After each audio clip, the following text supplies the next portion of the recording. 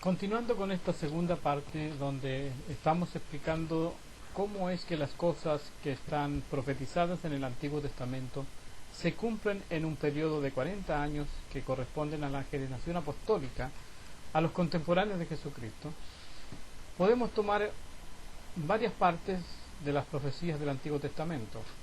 Como por ejemplo ya había mencionado en la primera parte el capítulo 2 de Daniel, donde se le muestra a Nabucodonosor todos los reinos que van a haber desde Nabucodonosor hasta el advenimiento del reino de Dios en la persona de Jesucristo, donde le pone fin a todas las cosas que hacían las naciones en contra del pueblo de Israel, y donde le pone fin también al reino mismo de Israel.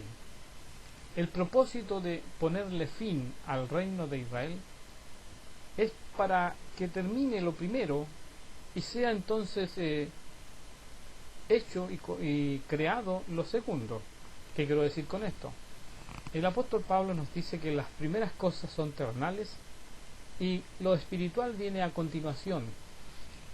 Esto significa que todas las cosas que Dios hizo en el Antiguo Testamento son solamente figura de lo que había de venir, y lo que había de venir con Jesucristo son las cosas definitivas, las cosas perdurables, las cosas eternas. Por lo tanto, tiene que tener un fin aquello que es corrupto, tiene que tener un fin aquello que es mortal, tiene que tener un fin aquello que es perecedero, y tiene que tener un fin aquello que era figura de lo que era eterno y verdadero. Así entonces podemos entender que si hay una tierra, la primera tierra que Dios les ofrece y les da a los israelitas, a los hebreos, tiene que poner un fin, tiene que tener un fin para que la tierra segunda, que es una tierra celestial, sea entonces manifiesta, entregada a los hijos de los hombres. Los mismos hombres también tienen que terminar una parte tienen que separarse de lo que es terrenal, de lo que es carnal, de lo que es el cuerpo terrenal, para tomar un nuevo cuerpo que es espiritual. De ahí entonces que la muerte de los hombres desde Adán hasta Jesucristo es una separación del espíritu y de la carne, devolviéndole a la tierra lo que le pertenece a la tierra, que es el cuerpo de carne, pero se iban acumulando, se iban encerrando los espíritus de los hombres en un lugar bajo tierra. Le llama la Escritura cautividad a todo ese lugar que era el Seol, el lugar que estaba bajo tierra, donde las almas de los hombres, que eran eternas, que son eternas, no podían estar en el lugar celestial, porque habían sido destituidos los hombres de la gloria de Dios, de la presencia de Dios o de los lugares celestiales. Así es que ninguno podía subir al cielo a habitar los lugares celestiales. Es Jesucristo el primogénito, y es Jesucristo el que primeramente sube a los cielos después de haber resucitado de entre los muertos, a los 40 días después. Los hombres estaban almacenados, acumulados, encerrados, cautivos bajo la superficie de la tierra. En el libro de Apocalipsis se le llama a aquel lugar bajo el altar, debajo de la tierra. Entonces, cuando Jesucristo sube a los cielos, ningún hombre lo acompaña. Y eso lo vemos cuando a los 40 días en su ascensión, los discípulos son testigos de que una nube lo envuelve, y dos ángeles que acompañaban a Jesús en ese momento le dicen a los discípulos: así como lo habéis visto subir, así lo veréis venir también. Los hombres eran los que tenían que ser trasladados al reino de Dios, o tenían que pasar al estado espiritual para poder ver de la misma manera ese acontecimiento que en ese momento se les está concediendo que vean, ya que Jesucristo es espíritu y los ángeles también son espíritu. Si lo pudieron ver es porque Dios les concede la vista en ese momento espiritual para que puedan ver a los ángeles junto a Jesucristo subir en una nube. Eso no significa que de la misma manera lo tendrían que ver estando ellos en carne. No, ellos tenían que morir. En la resurrección sí lo verían de la misma manera como lo ven subir. Eso es lo que se entiende una vez que el apóstol Pablo explica lo de la resurrección de los muertos en el capítulo 15 de Corintios, donde dice que los hombres tenemos dos cuerpos. Uno que traemos conforme a Adán, que es el de la carne, y otro cuerpo que llevamos dentro conforme a Jesucristo, el segundo hombre, el segundo Adán. Conforme a ese segundo hombre hemos de ser todos en la resurrección de los muertos. Ahora, lo otro importante es que, como dije yo en el video, acá en las letritas que le pongo al principio, digo que la resurrección entró con Jesucristo. La Escritura dice en el libro de Oseas que Oseas dice, nos dará vida después de 2 días. Se refería a que Jesucristo estaría muerto 2 días y en el tercer día resucitaría, y esa resurrección le daba vida a toda la humanidad, pero habían unos primeros.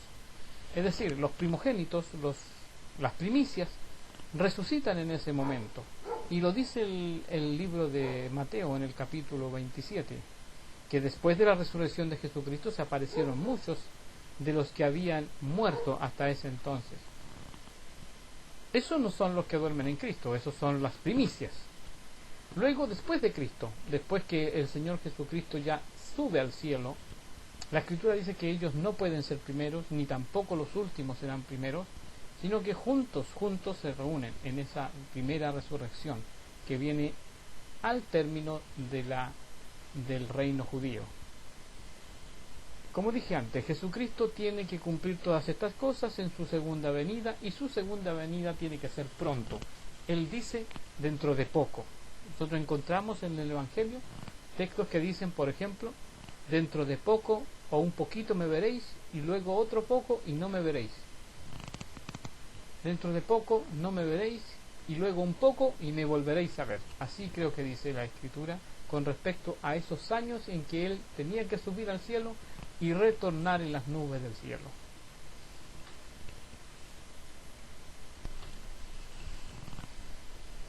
Entonces, amados hermanos, ¿por qué tienen que ser 40 años? Hay varias formas de verlo. En la Escritura nosotros podemos ver en el libro de Levíticos capítulo 22,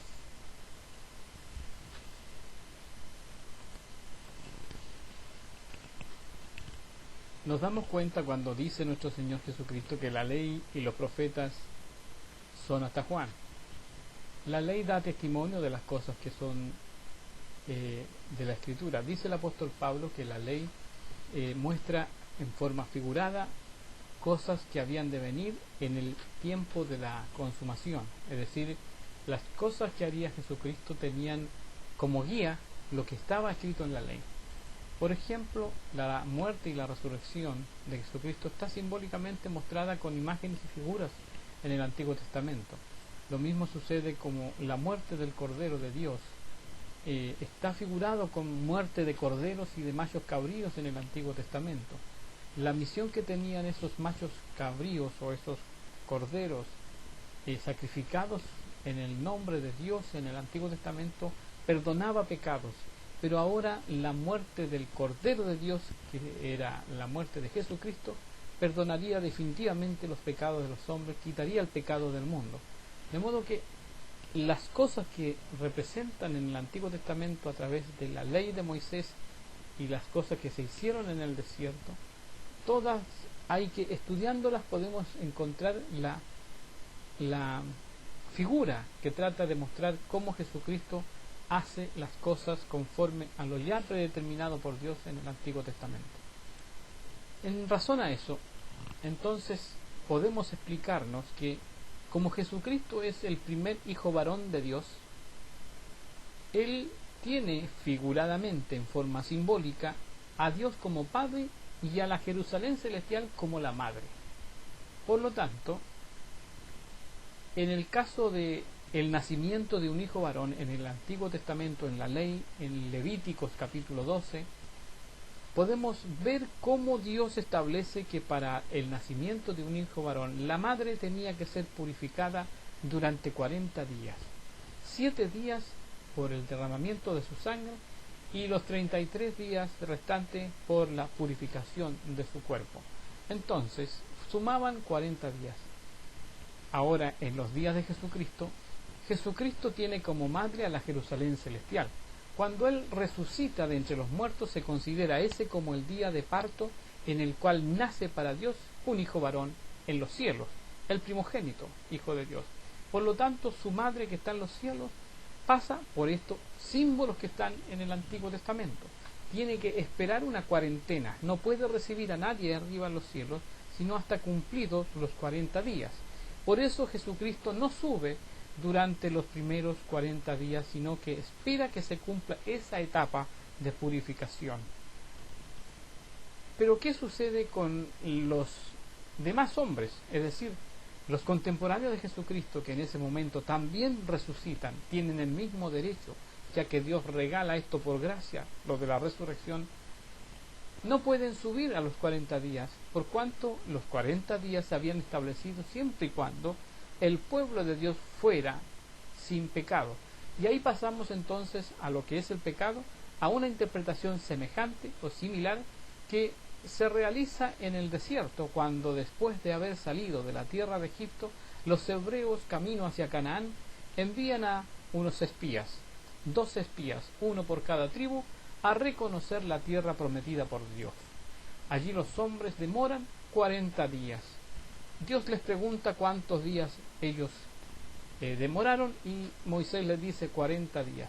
Pero 10 de los espías comenzaron a traer murmuración al pueblo diciendo que esa tierra no era tan buena y que los hombres que estaban allí eran gigantes, que eran difíciles de derribarlos y quitarles esa tierra. Seguramente vamos a ir allá y vamos a morir, dijeron. No confiaban en Dios. Con esto entonces Dios se molestó y les dice que esos 40 días que se demoraron en reconocer la tierra de Israel, la tierra de Canaán, se convertiría en 40 años. Un día por un año cambió Dios como determinados para que no entraran en 40 días, sino en 40 años, por la dureza de sus corazones, por el pecado entonces de la duda. Ahora, eso es lo que hay que traducir, esas figuras, y lo llevamos a los días de Jesucristo. El pueblo entonces, la generación de Jesucristo, al igual que la generación de Moisés, también tiene esta misma conducta. Como son incrédulos a los mensajes de Jesucristo, también por la dureza de sus corazones, son entonces llevados solamente al cielo a los 40 años después de que Jesucristo entra en la tierra de Canaán celestial. Después de Cristo entonces hay 40 años para el resto del pueblo que no pueden entrar antes de ese tiempo. Por eso es que la razón por la cual la segunda venida de Jesucristo se encuentra en el año 70, a 40 años después de su bautismo, es precisamente porque está determinado en el Antiguo Testamento que no pueden hacerlo antes de 40 años, sino al final de una generación. Esa es una de las razones por las cuales Jesucristo entonces no puede, sino hasta los 40 años después de su bautismo, venir por segunda vez a buscar a su pueblo para llevárselo a que entren a la tierra de Canaán celestial.